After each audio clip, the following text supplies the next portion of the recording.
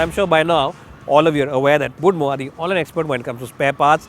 And the best point is that they have the spare parts for all vehicles available in India. So even if your car is out of production now, maybe you have a large generation model, even then they have the spare part available. They have the entire catalog. And the best point is that they have the same spare part from a host of different component makers, which gives you great flexibility in the pricing overall. So check them out today. Check out the app. It's available both for iOS as well as Android devices. And also check out the website for the latest schemes as well as offers. So here we are at the big launch of the Grand Vitara.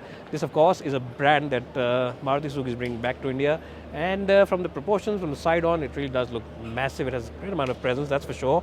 This particular color is a whole new color that they've launched, and in terms of looks, I think it looks really stylish. I really like the face of the car. Multiple elements on the face. The headlamp unit definitely looks very striking, and the big grille with a huge amount of chrome on it also looks very impressive indeed. What do you think of the looks? You can let me in the comment section below. Heavily sculpted bumper as well, and of course the fog lamp unit is also put in lots of plastic. In terms of the looks, I think this car definitely has an advantage and will really stand out from a sea of other SUVs. The big highlight of course is at the back, where this car resembles another big SUV and a more expensive SUV. Which SUV I'm talking about, we'll take you at the back and show it to you. But the side profile very similar to the Brezza. You get squared out wheel arches, and of course these are 17-inch wheels, very similar to the ones you also find on the XL6. Well, they're not similar, they're even chunkier than the XL6. Side profile is pretty much a slab. It's very squared, boxy, but again lots of chrome. And at the back, let me just show you how this car looks. It looks very similar to another very expensive SUV. Which SUV we're talking about, you can let me know in the comment section below. Grand Vitara badging, which is really now the big theme on most cars, that the words of the car or the name of the car is placed in the center. And of course this element here is also something very striking. Now this car, even if it sells in Europe, will look very posh and very upmarket, and on Indian roads where there's a sea of other rivals out there, it will stand out for sure. That's what I think of it. Let's jump inside and show you the interiors now of the all-new Grand Vitara. Well, so now I'm in the cabin of the Grand Vitara. It's no longer called just the Vitara or the Brezza. This one, of course, is the Grand Vitara, and the cabin quality is quite good. The big highlight, of course, is the huge panoramic sunroof inside this cabin. And the other quality, which all Maruti cars have, of course, is the fantastic seat comfort.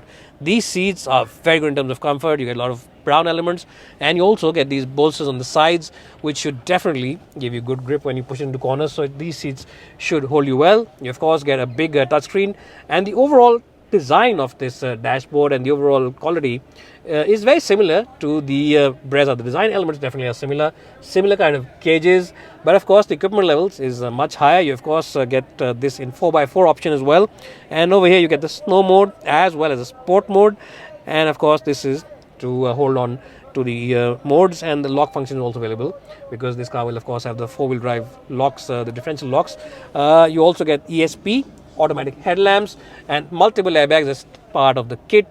And as I said, general quality levels are very good inside this car. Is it better than the Creta, which is the class leader right now? Only a full comparison will tell, but definitely the first initial response to the quality levels, perceived quality levels, is quite good. Now let's jump in the back seat and see how good that is. But before that, let me show you the details of the touchscreen. It's very similar, as I said, to the one which you already find on the Brezza, and you get a lot of information. This is of course the hybrid tech on this car, so you get this energy flow meter also, which tells you when the battery pack is all in use or if the actual engine is running the show.